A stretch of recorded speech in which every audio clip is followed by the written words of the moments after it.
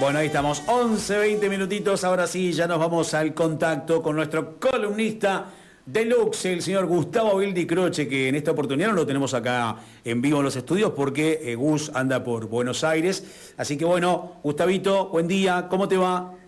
Buen día, Wilde, buen día a toda la audiencia. Muy bien, acá en Buenos Aires, disparándole un poco el frío y con algunas actividades, por cierto. Bueno, Buenos Aires obviamente ya con un clima más cercano a la primavera que al invierno, ¿no? Sí, de todas formas, recién podemos decir que en esta semana se está viviendo un clima un poco más atemperado, porque hasta la semana pasada estaba el invierno bastante presente, bastante fresco. Pero bueno, yo creo que es un poco lo que se da no solamente en todo el país, sino en todo el mundo, climas que van cambiando, nos encontramos con inviernos con temperaturas muy frías en algunos lugares donde no lo era habitualmente. He tenido noticias de parientes míos que están ubicados más al norte del país que dicen es increíble que allí hayan tenido temperaturas bajo cero, ¿viste? Bueno, se está dando estas cuestiones, así que está todo un clima en cuanto a temperaturas, en cuanto a lo que tiene que ver con lo meteorológico, tan inestable como el clima político, económico, social que se vive no solo en el país, sino en el mundo, ¿no? Bien, bien, Gustavo. Bueno, vamos a hablar un poquito de lo que hoy por hoy es charla de café allí en Buenos Aires. Obviamente en estos últimos días, una de las informaciones relevantes ha sido el caso del expresidente Alberto Fernández con la ex primera dama. No sé si político o mediático, no sé dónde ponerlo, dónde columnarlo, Gustavo. Yo creo que tuvo impacto en los dos lugares, ¿no? Ajá. Tanto en lo político como en lo mediático. A ver, en lo mediático ya es como que está desapareciendo. Te digo que esto se nota. Ayer tenía datos de mediciones, de estas mediciones que suelen hacer minuto a minuto las consultoras, y resulta ser de que la gente está perdiendo el interés ya por el caso del expresidente Fernández con Fabiola Yáñez. Es como que está bajando, hubo como sí un incremento en esos días que además le sirvió muy bien al gobierno nacional para desviar un poco la atención de otros elementos de interés, ¿no? Pero bueno, por cierto, mediáticamente todavía va a tener repercusiones, obviamente, Claro. porque se ha tenido la información ahora de esta audiencia que ha tenido desde España la ex primera dama, en donde, bueno, ha desencadenado ya la imputación lisa y llana de Alberto Fernández, que tiene, yo creo, por ahí alguna cuestión que va a devenir con el transcurso de los días, nos vamos a ir enterando, y concretamente va a ponerse el acento en la cuestión judicial, en la cuestión de la conformación del juez que entiende la causa. Tengamos en cuenta que Alberto Fernández había recusado, una de las cosas curiosas, ¿no? Alberto Fernández había recusado al juez Ercolini, en principio por ser su amigo. En una causa lo recusa por ser amigo. Y en otra por enemistad manifiesta. Estas cosas que uno no termina de entender, pero es así, es amigo porque compartieron claustros, fue profesor, en fin. Tuvieron un trato muy directo, pero también a su vez tiene enemistad, obviamente, porque el expresidente hizo la denuncia contra el juez Ercolini cuando, vos recordará Wilde y toda la audiencia también seguramente, cuando se produce aquella visita al lago escondido de un grupo de fiscales, jueces, periodistas, empresarios, y se intenta de alguna forma ocultar ese viaje, truchando facturas, en fin, lo que todos hemos podido ver a través de los medios. Entonces, a partir de eso, del pedido de juicio político, de intervención de la magistratura en este caso también. Bueno, todo esto ha devenido en que Alberto Fernández le pidiera el apartamiento al juez, cosa que no se ha dado. Entonces, yo creo que el juez tiene que tomar muchas precauciones en este caso para que se sepa la verdad, para que la víctima, en este caso la ex primera dama, tenga todas las garantías, porque fíjate vos, Will, de que en esta declaración que hizo y que desencadenó la imputación de Alberto Fernández, no se le permitió a la abogada del imputado, digamos, estar presente. Es lógico que se le prohibiera a Alberto, porque no es para nada cómodo que Fabiola tuviera que declarar estando el agresor, el supuesto agresor, enfrente, así sea en una cámara, ¿no? A través de un Zoom. Pero no así la abogada, quien tenía derecho a estarlo, en fin. Habrá que ver cómo argumenta todo esto el juez Ercolini, que no obstante esto es uno de los jueces que está poniendo en jaque a Alberto Fernández y que, como vos bien decías, esto tiene repercusiones políticas, porque es inevitable, lo hemos visto, lo hemos entendido así, incluso si vos te pones a hilar un poco fino y a ver lo que pasa en la misma provincia de Río Negro, nos damos cuenta cómo el justicialismo en cierta medida ha dejado de lado las decisiones centrales, es decir, esa verticalidad en donde los cargos venían digitados o donde venían a través de lo que normalmente llamamos la rosca, ¿no? La rosca política, venían surgidos de esa forma. Ahora no va a ser así, pero no solamente en Río Negro, porque con este sacudón que recibe el justicialismo, yo creo que lo hace volver un poco a las bases, volver a democratizar, a una mayor participación de los propios afiliados. Ahí en Río Negro ya se han programado elecciones internas abiertas para el 25 de mayo del año próximo. Y bueno, este es un paso en ese camino en donde se visualiza. Yo no creo que esto esté separado de lo que veníamos hablando. Es decir, es por supuesto una suma de cosas, ¿no?, que se dan. Los resultados electorales del año pasado, pero también las situaciones que se fueron dando con el justicialismo a lo largo de este año, del transcurso de este año, las posiciones distintas frente a los hechos sucedidos a través del gobierno de Milei, algunos justicialistas que pasaron para la libertad de alabanza, algunos que, bueno, se mantuvieron, digamos, al margen, otros que buscaron otros rumbos. En fin, esto está muy cuestionado. Entonces el peronismo vuelve a buscar una territorialidad que le permita conjugar a los distintos sectores.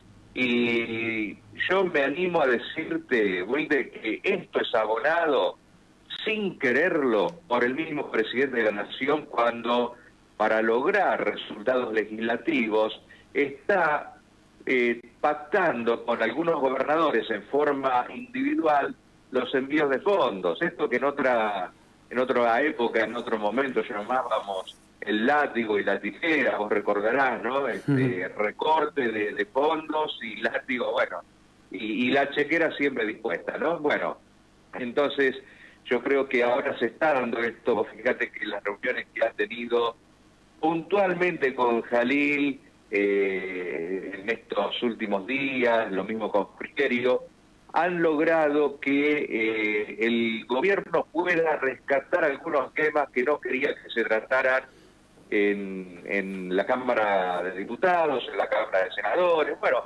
está manejando el tema de los gobiernos provinciales de esa forma, haciendo que los gobernadores, por intercambio de algún dinero que les es propio y lícito recibirlo, pero bueno, se está manejando de esta forma, los gobernadores presionen a sus representantes en el Congreso Nacional. Ahora, ¿qué es lo que uno puede decir de esto también? Que paralelamente, y a esto iba, sin quererlo, el gobierno está dándole más poder a los gobiernos provinciales. Es decir, en lugar de construir territorialidad para la libertad de alabanza, está fortaleciendo con estos movimientos a los gobiernos provinciales. Gobiernos provinciales que en su momento, por supuesto, de caras a las próximas elecciones, que están en conformación, en plena conformación, ya está la gente pensando en las legislativas del 2025. Bueno, yo entiendo que esto le resta un poco de territorialidad a la libertad de alabanza y se las puede devolver a los gobiernos provinciales alineados con el PRO, con la Unión Cívica Radical, con el peronismo o incluso de los gobiernos provinciales, ¿no? Así que bueno, hemos llegado a este punto de la charla, Wilde, saliendo de lo que fue la causa, lo que es la causa en estos momentos del expresidente, que bueno, va a tener mucha tela para cortar, porque hay mucha gente que parece que sabía y que miraba para un costado, que bueno, en fin, todos sabemos que hay determinados delitos que, como está diagramado el Código de Procedimientos, hace falta que lo denuncie la víctima. Bueno, si esto no sucedía, si no, de alguna forma, si no se convencía la propia ex primera dama de hacer la denuncia, no iba a haber denuncia. Ahora vos fíjate, Wilde, lo concreto de esto también, lo importante que ha sido el teléfono celular, ¿no? De una persona como puede ser María Gandero, la secretaria de Alberto Fernández, de donde a raíz de del juzgamiento, del análisis de material para un delito como era el de los seguros, que se gestionaban a través de un broker, el esposo de la secretaria de Fernández, a través de conseguir ese teléfono surgió este otro delito. Entonces, vos fijate lo importante que son los teléfonos celulares, y esto lo quiero vincular con un hecho que ha tenido lugar ayer también, y que es la declaración de la expresidenta, ex vicepresidenta de la Nación, Cristina Fernández, que en relación con el atentado, con el intento de magnicidio de que fuera objeto, bueno, ella pedía diversas pruebas a través de sus abogados en su momento, y los teléfonos no aparecían, no se consideraban necesarios petitarlos, en fin, hubo un montón de pedidos de teléfonos celulares que se negaron. Vos fíjate, yo comparo una causa y la otra, y cómo de un teléfono celular pueden salir distintas informaciones, no solamente para la causa que se está investigando, sino para otra nueva, ¿no? Así que bueno, un poco completando lo que tiene que ver con este capítulo que dedicamos a Alberto Fernández y a Fabiola Yáñez. Bueno, yo creo que esto tiene, como vos bien decías, ribetes mediáticos y políticos con coletazos que todavía no sabemos hasta dónde van a llegar, ¿no? Está muy claro, está muy claro. Gustavo, hablando un poquito de la actualidad, se conocieron datos del INDEC en las últimas horas. Por un lado, la inflación de 4 dígitos, y también leía en alguna info, no me acuerdo en cuál de los medios, que los aumentos de salarios, esto es casi anecdótico, ¿no? Los aumentos de salarios habían registrado un 6,2%, o sea que si uno lo compara, el aumento de los salarios a la inflación, o sea, los salarios le habrían ganado a la inflación. Es una locura. 6,2, lo que dijo el INDEC respecto a aumentos de salarios, seguramente será dispar de acuerdo al sector. Y 4 dígitos es lo que dio a conocer el INDEC respecto de la inflación. Ahora digo, la gente sigue ahí, tengo un montón de mensajes esta mañana respecto del gas, bueno, la luz, cada vez todo está más complicado, ¿no?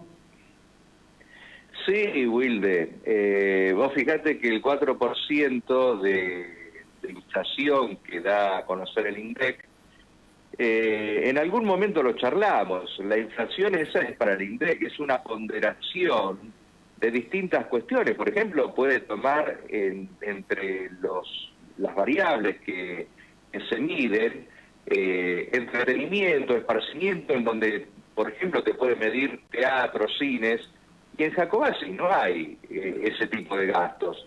En Jacobacci hay otro tipo de gastos. Entonces, para cada lugar del país es distinto. Yo por eso te decía en algún momento que en realidad la inflación la medimos cada uno de nosotros y la vivimos muy distinta. Yo, sin ir más lejos, un pack de galletitas tradicionales, de 3 paquetes, lo pagué allá en Jacobacci, 1.000 pesos el mes pasado y este mes 1.500. Entonces, gente que, digamos, tenga un consumo abundante de ese tipo de galletitas para el desayuno, la merienda, bueno, en ese capítulo, en ese rubro, tenés un 50% de aumento. Entonces no es parejo para todos. Entonces es un ponderado del 4%, que yo estoy de acuerdo con la audiencia. Evidentemente el gasto es mucho mayor, el incremento, sobre todo los incrementos en tarifas, en luz, gas, eso lo hemos notado, pero como al ponderarlo no se toma la totalidad del incremento, sino que el impacto de una parte de ese incremento, por ejemplo, de tarifas, es el que se compone en el índice de precio del consumidor.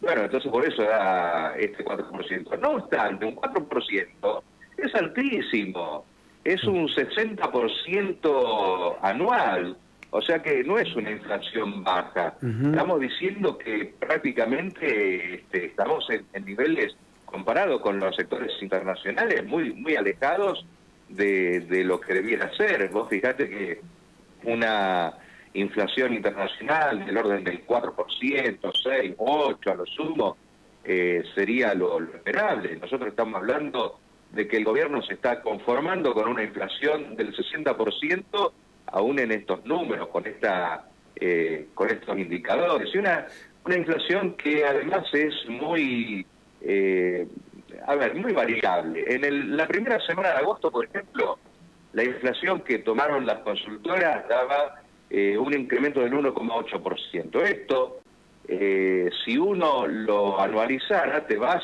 al 170%. Entonces, muy alejado del 60%. Con lo cual, quiere decir que depende mucho semana a semana lo que pasa con la inflación. Y con los salarios lo que puede pasar, obviamente, es que también se hace un ponderado, como vos decías, hay sectores que tienen algún incremento, otros no tienen nada, pero también lo importante es que esto se va dando por paritarias y se va dando estos incrementos. Hay meses que no aumenta nada, le debe pasar a mucha gente, incluso, por ejemplo, a ver, los jubilados docentes, por ponerte un caso muy concreto, al jubilado docente el aumento salarial se le da cada 3 meses, entonces tenés 2 meses en los cuales no hay aumento y hay un aumento en un tercer mes. Bueno, por eso, digamos, no se puede tomar comparativamente lo salarial, decir, bueno, se le ganó. Hay que tomar los anualizados. Y en los anualizados, es decir, de aquí a un año para atrás, vemos con claridad que los salarios han perdido un 25% de poder adquisitivo. Entonces, ese es el número que hay que mirar ahora. Ahí está la explicación que la gente quiere escuchar, porque la gente escucha, los salarios subieron 6.2, la inflación está en 4, ¿cómo? Entonces los aumentos le ganaron a la inflación. Esto está perfecto como lo estás explicando, Gustavo. Claro, siempre hay que tomar el dato anualizado, porque si no, incluso un mes puede ser estacional, como yo te decía, en los salarios haber aumento de salario un mes y al otro mes no haber. Lo mismo que en la inflación también debiéramos tomarla anualizada, porque un mes, por ejemplo, ahora lo que está haciendo el gobierno, lo que ha venido haciendo es correr hacia adelante los aumentos de tarifa para que no impacten en la inflación, pero esto te hace que de aquí hasta fin de año haya una inflación que no baje entre el 3 y el 4%, con lo cual estamos realmente en valores muy altos con respecto a los estándares mundiales y se va alejando el gobierno cada vez más. Si vos escuchás a Milei en su discurso en el Consejo de las Américas, te das cuenta que se está alejando de su programa inicial de gobierno. Ya no habla de levantar el cepo, dice que bueno, no hace falta levantar el cepo, incluso las pautas inflacionarias, que es el caballito de la batalla que digamos, tiene el gobierno nacional, que pretende llegar a cero, ya de por sí no lo está logrando, no lo estaría logrando este año, tampoco el año próximo. Yo creo que el Círculo Rojo que se reunió en el hotel para escuchar a Milei y a todos los funcionarios que tuvieron, los gobernadores, en fin, se fueron insatisfechos porque no hay niveles de reactivación visibles en el corto y en el mediano plazo, que ahí está lo importante, porque si vos tenés cada vez más despidos, más cierres de pequeñas y medianas empresas, menos venta, cada vez te alcanza menos, porque, a ver, cualquier familia que consume mucho de su salario en pagar la luz, el gas, la comida, ¿y cuánto te queda si querés comprarte un par de zapatillas, algo de vestir? Tenés que comprar, no sé, un montón de meses para comprarte alguna prenda, alguna cosa. Entonces, todo lo que es ese tipo de industria va a ir decayendo, con lo cual se genera un círculo vicioso que te genera más despidos, menos dinero en circulación, menos demanda y una recesión cada vez más pronunciada. Esto es lo que le critica el empresariado al gobierno nacional, que no hay reactivación, no tienen nada a la vista, no hay un plan económico que permita visualizar una reactivación que vos digas, salvo por supuesto 3 áreas, que son la energética, el agro y no mucho más que eso, ¿no? Digamos la extracción de minerales, la energía y el agro. Pero no mucho más que eso. Ahora vos bien fijate, yo alcancé a escuchar por ahí a una persona que se quejaba por el precio del gas, ¿no? Ahora, vos fíjate cómo un perfil de país no está presente. Cuando en la última charla que tuvimos estaba discutiendo si era el gasoducto o el oleoducto, iba a ir a Bahía Blanca o iba a ir a Sierra Grande, a Río Negro, no se discutía el modelo de uso de esa energía, sino directamente a qué puerto iba a ir. O sea, ya la misión es la de directamente extraer, lo mismo que se hace con el agro, extraer y exportar directamente la energía, cuando en nuestro país hay carencias de energía. Hay mucha gente que, por un lado, la está pagando a precio de oro la energía. Estamos pagando la energía, el gas, la luz, todo a un precio elevadísimo. ¿Por qué? Porque al exportarlo estamos pagando un precio internacional. Ahora, además, si esa energía se pusiera en manos de la industria, o sea, si en lugar de ser el oleoducto hacia los puertos se hiciera como en algún otro gobierno, se hizo con periodos de industrialización, los oleoductos desde los pozos hacia los centros de producción, la industria se beneficia, comienza a producir con energía más barata, hay más trabajo, hay más demanda, hay más dinero en la calle y bueno, y se puede generar un círculo virtuoso. Ahora bien, tampoco podemos decir que está satisfecha la autosuficiencia o el autoabastecimiento de energía. Estamos pensando en exportar, pero nos olvidamos que hay millones de argentinos que no tienen, por ejemplo, gas, que tienen que comprar garrafas a precio también de exportación. Entonces, vos fijate cómo todo está relacionado, ¿no? Y este mecanismo, esta visión de decir, bueno, saquemos y exportemos porque necesitamos divisas, después te juega en contra. Lo mismo que puede pasar en Río Negro, que uno dice, bueno, triunfó Río Negro, la postura de Buenos Aires, logró la planta de GNL en Punta Colorada, bueno, pero esto, digamos, y tenemos que decirlo con todas las letras, también es por parte de un acuerdo en el cual Río Negro le cede un montón de cosas a la empresa, en los terrenos, con frente marítimo, el no cobro de impuestos, lo exime, le da celeridad en todo. Entonces, a veces uno se pregunta qué sentido tiene también dar tantas concesiones como propone un RIGI o como las elecciones provinciales, cuando en definitiva vas a lograr algo, pero que por el otro lado significa menos recaudación para la provincia, ya sea por impuestos directos o indirectos. Dicho sea de paso, la recaudación en Río Negro bajó un 15% de forma directa y de coparticipación un 20% menos. Entonces, cada vez menos impuestos significa que cada vez hay menos recursos para los hospitales, para la educación, para todo lo que tiene que brindar la provincia. Entonces, hay que fijarse muy bien en todas estas cuestiones, porque por ahí te saca, por ahí en el apuro, en estos momentos te saca, por supuesto, una inversión grande, te da, vos habrás visto que en estos días hasta gente de Puerto Madryn se acercó para dialogar con Berpindé porque quieren participar, están a 200 kilómetros y dicen, bueno, nosotros podemos hacer algo en conjunto, queremos también participar.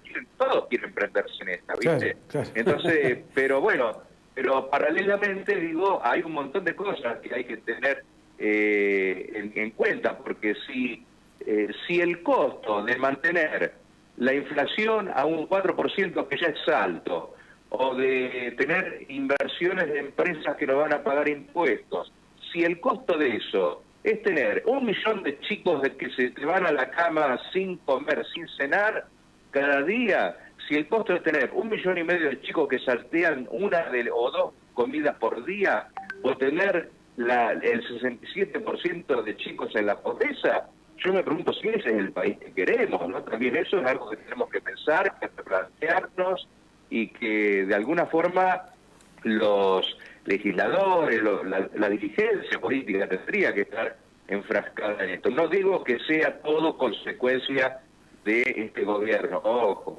todo esto es estructural, esto viene de hace años. Claro. Pero bueno, es cierto que se ha incrementado con este gobierno porque obviamente ya desde las primeras medidas que se tomaron con un salto devaluatorio, te acordarás, ese famoso 119% que se trasladó automáticamente a los precios, bueno, ya de ahí en adelante se descontroló todo, y eso es lo que también, volviendo a tu pregunta con respecto a los índices, es lo que también está preocupando a los empresarios y al Círculo Rojo también, que siempre es influyente, porque ellos ven que hay un dólar que está como atado, como reprimido, y dicen, bueno, en algún momento esto va a tener que sincerarse y eso va a generar nueva inflación. Entonces, están viendo que este 4% está muy contenido, incluso atado con alambre, porque no hay reservas en el Banco Central como para poder responder a cualquier movimiento económico imprevisto.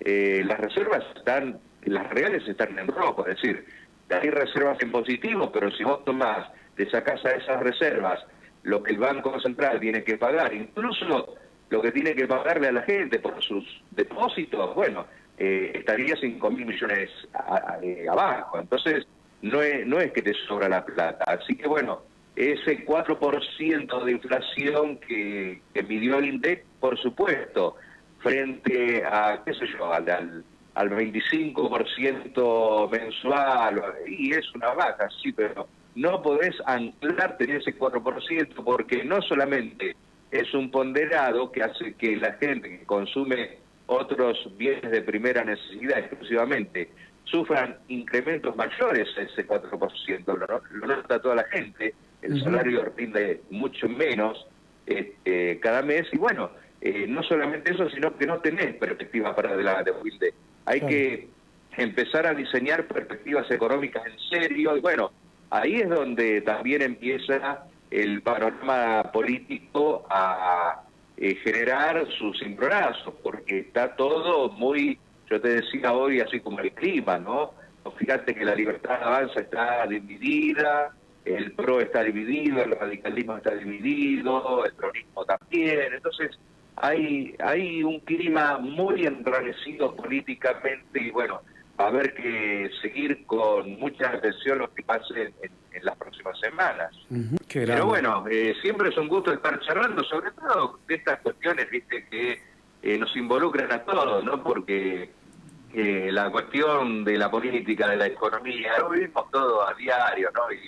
Y es lindo cuando uno por ahí puede encontrar en medio de todo, digamos, algún grado de sinceridad. Yo lo que pido siempre, porque viste, cuando uno escucha por ahí los discursos tanto del oficialismo como de la oposición, no siempre te encontrás con la sinceridad. Es preferible, digamos, tener un manto de realidad, ¿no? Vos sabés que, bueno, a mí siempre me gusta terminar un poco estas charlas con alguna referencia espiritual, y yo estos días atrás estaba leyendo, la gente que nos escucha es muy afecta a la Biblia y sabe que el profeta Jeremías, en el capítulo 28 se narra una discusión entre un falso profeta, Ananías, que le decía al pueblo de Israel que todo iba a estar bien, que no importaba, digamos, el exilio al que habían sido obligados, que todo se iba a solucionar.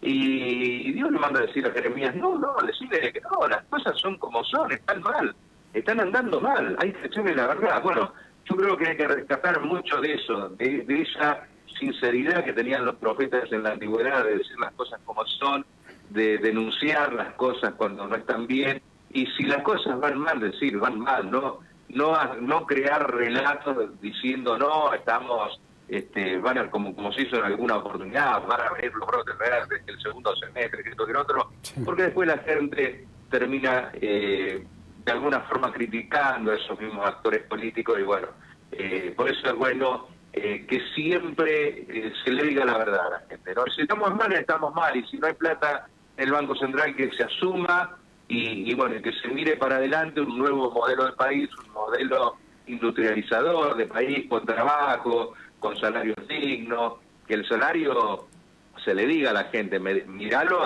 anualizado, no lo mires en este mes, porque este mes capaz que tenés una diferencia y el mes pasado era negativo. Bueno, estas cosas, hay que sincerar, y es lo que vos estás tratando de hacer a través de este programa, y bueno, hay que brindar información, ahí estamos nosotros, en esa aprendido, brindar la información para clarificar un poco en lo que esté a nuestro alcance. Así que, Wilde, un placer como siempre, esta posibilidad de charlar con vos, con la gente. Saludos para toda la gente de Jacobacci, la gente de la línea sur que nos sigue, la gente que sigue el programa desde distintos puntos del mundo. Así que bueno, a todos un saludo muy grande. Un abrazo, Gus, buena jornada y prontito volvemos a charlar. Abrazo grande. Igualmente para vos. Ahí estaba Gustavo Abel Di Croce desde Buenos Aires con esta columnita hablando un poco de la actualidad, la política.